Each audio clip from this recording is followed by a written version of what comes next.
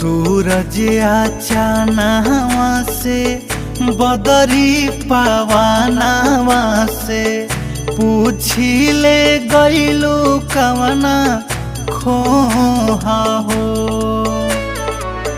तलवा तलइयन से कहनी तरइयन से केहू ना देला तोहके जो हो।